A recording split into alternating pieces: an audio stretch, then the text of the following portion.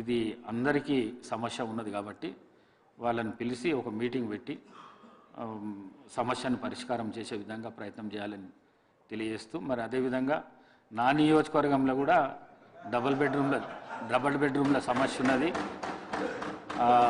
90% పూర్తి అయినాయి, 10% ఉన్నది. అవి అయిపోతే దాన్ని వాడుకలోపటి తీసుకురావడానికి అవకాశం ఉంటుంది కాబట్టి మరి మీకు ఇచ్చిన సూచనను తప్పకుండా పాటించి జవాబు ఇవ్వవలసిందిగా కోరుకుంటున్నాను.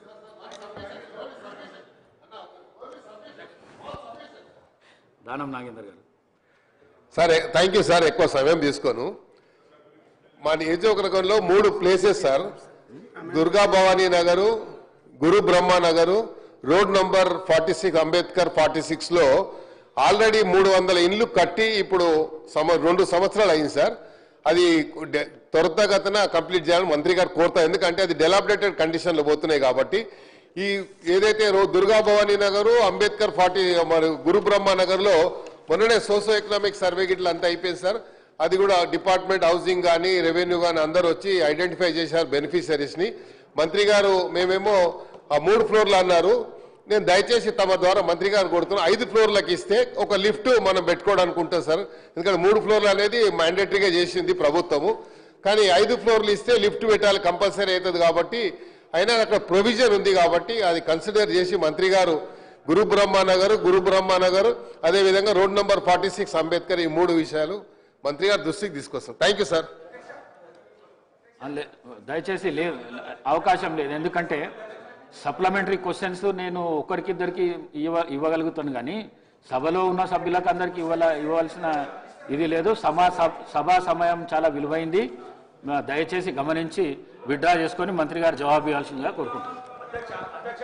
అధ్యక్ష, మంత్రి గారు చెప్పండి. అధ్యక్ష, సుదీర్ఘంగా ఇప్పటి వరకు ఇందిరమ్మ ఇళ్లకు సంబంధించి మీటింగ్ పెడుతుంది 2BHకి సంబంధించి స్పీకర్ గారు మాట్లాడమంటున్నారు కదా. ప్లీజ్ రాకేష్ రెడ్డి గారు కూర్చోండి ప్లీజ్ 1 వీక్ లో అందరు నేను మాట్లాడిన తర్వాత మీరు ఏదైనా మిస్ అయితే నేను చెప్తాను. మీరు ప్లీజ్ సరే, అందరికి ఇంపార్టెంటే రాకేష్ రెడ్డి గారు.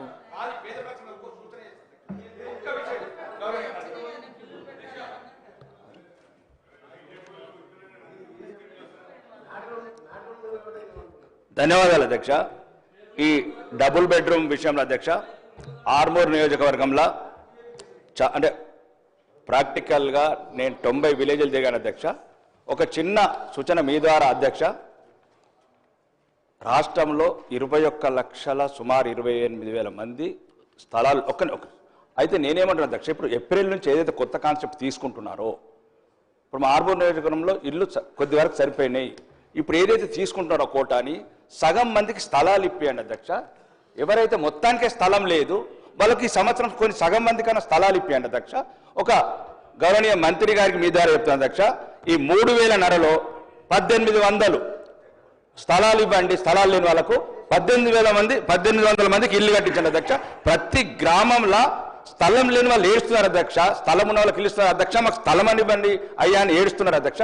ఇంకా రెండోది, కొన్ని గ్రామాలలో ప్లాట్లు ఇచ్చాను అధ్యక్ష, పేదవాళ్లకు పట్టాలు ఇవ్వలేదు. ఆ స్థలాలు ఉన్న వాళ్ళకు పట్టాలు ఇచ్చి వాళ్ళకు కూడా ఇందిరమ్మ స్కీమ్ మీద ఏదైతే ఉందో 5 లక్షలు వాళ్ళకు కూడా ఇవ్వాలి అధ్యక్ష. ముఖ్యంగా నేను ఈ గౌరవనీయ మంత్రి గారు మీ ద్వారా చెప్తున్నా అధ్యక్ష, ఇక్కడ చిన్న సూచన అధ్యక్ష, ఏం లేదు అధ్యక్ష, అక్కడ కొన్ని అనివార్య కారణాల వల్ల రాజకీయ కారణాల వల్ల ఎల్లువల్ల తీసేస్తే గౌరవనీయ మంత్రి వారికి వచ్చాను, సీతక్క గారికి ప్రత్యేకంగా ధన్యవాదాలు చెప్తున్నాను అధ్యక్ష. ఎల్లువన్లో ఉన్న పేదవాళ్ళని తీసేస్తే అన్యాయం జరిగితే పేదవాడికి పార్టీలు ఉండయి, ప్రమేయం ఉండదని గౌరవనీయ మంత్రి గారికి గౌరవనీయ జిల్లా మంత్రికి సీతక్క గారికి చెప్తే అప్పుడు న్యాయం చేశారు అధ్యక్ష. కాబట్టి రాష్ట్ర వ్యాప్తంగా కూడా పేదలకు పార్టీ లేదు, అరువులకు పార్టీ లేదు, పార్టీల పేరు పెట్టి అనర్హుల లిస్టు నెట్టకూడదు. అది జరిగింది ఆర్మూర్లో అన్యాయం, సరిదిద్దారు 2 మంత్రులు. మీ సభ వేదిక ద్వారా చెప్తున్నా, దయచేసి తెలంగాణలో ఏ నియోజకవర్గంలో పేదవాళ్లకు పార్టీలు లేవు, అరువులకు మాత్రం కేటాయించాలని మీ ద్వారా కోరుతున్నా అధ్యక్ష. ఈసారి సగం మందికి స్థలాలు, సగం మందికి ఇళ్లను మీ ద్వారా మంత్రి ద్వారా కోరుతున్నా అధ్యక్ష. పట్టాలు ఎవరికైతే ఇచ్చారో గత ప్రభుత్వాలలో ఆ పట్టాలకు స్థలాలకు పట్టాలు ఇచ్చి ఇందిరమ్మ స్కీమ్ అప్లై చేయాలని కోరుతున్నా అధ్యక్ష. ఈ అవకాశం ఎందుకు ధన్యవాదాలు అధ్యక్ష. గౌరవ మంత్రి గారు. అధ్యక్ష, గౌరవ సభ్యులు ఈ సభలో ఉన్న గౌరవ సభ్యులు ఇళ్లకు సంబంధించిన దాంట్లో ఇల్లు అంటే పేదవాడికి ఏదో 2 ఇటుకలు పేర్చి పైన స్లాబ్ వేసి ఇల్లు ఇల్లు అనే దానికంటే కూడా పేదవాడి ఆత్మగౌరవానికి చిహ్నంగా ఉండేది ఇల్లు. ఈ ఇంటికి సంబంధించిన సమస్య తమరితో పాటుగా ఈ సభలో ఉన్న సభ్యులు, సభలో లేని సభ్యులు అందరికీ ఈ సమస్య ఉంది అధ్యక్ష. ఇప్పుడు ఈ సభలో మీ అనుమతితో మిర్యాలగూడెం శాసనసభ్యులు లక్ష్మారెడ్డి గారు, సాగర్ శాసనసభ్యులు జైవీర్ రెడ్డి గారు, రామగుండం శాసనసభ్యులు రాజ్ ఠాకూర్ గారు, ఆలేరు శాసనసభ్యులు ఐలే గారు, అదే రకంగా కల్వకుర్తి శాసనసభ్యులు కసిరెడ్డి నారాయణ రెడ్డి గారు, పాల్వాయి హరీష్ గారు, గండ్ర సత్యనారాయణ గారు, సూర్యనారాయణ గారు, పాయం వెంకటేశ్వరరావు గారు, దానం నాగేంద్ర గారు, ఇలా 10-11 మంది వారి అదే రకంగా రాకేష్ రెడ్డి అన్న చివరిలో కొట్లాడి మైక్ తీసుకున్నారు. రాకేష్ రెడ్డి గారు అన్న కూడా 11 మంది సుదీర్ఘంగా వారి నియోజకవర్గాల్లో వారికి ఉన్న సమస్యలు, ఇక్కడ 2 BHK ఇందిరమ్మ ఇళ్ళు, ఇక్కడ 2 వర్టికల్స్, క్రీస్తు పూర్వం క్రీస్తు శకం అని ఎలా అనుకుంటామో, ఎలా వాడుక భాషలో ఉందో ఇందిరమ్మ ఇళ్ళు ఈనాటి మనం ఇస్తున్నది గత 10 సంవత్సరాల్లో ఆనాటి ప్రభుత్వం 2 BHK పేరుతో రాష్ట్ర ప్రజలని ఎలా మభ్యపెట్టిందనేది రెండో అంశం. ఇక్కడ చర్చ ఈనాడు చాలా సుదీర్ఘంగా వారి సమస్యలు వివరించడం జరిగింది అధ్యక్ష. ముందుగా 2 BHK గురించి గౌరవ సభ్యులు ఏవైతే అనేక సమస్యలు అడిగారో, ఇందాక ప్రధానమైన సమస్యకి ఈ ప్రభుత్వం ఏర్పడే నాటికి గత ప్రభుత్వంలో 2 BHK కట్టి బిల్స్ 204 కోట్లు పెండింగ్ ఉన్నాయి అధ్యక్ష.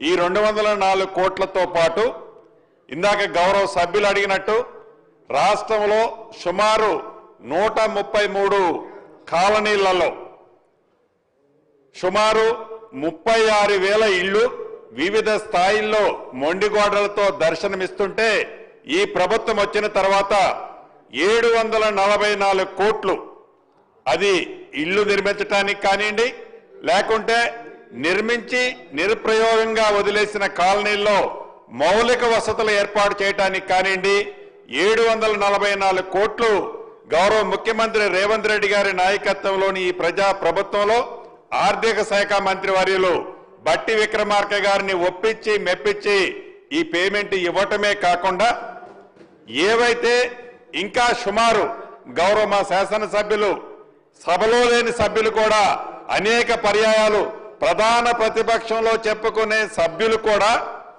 2014 శాసనసభ ఎన్నికలు జరిగే ముందు వారు 3 లక్షల రూపాయలతో ఒక స్కీమ్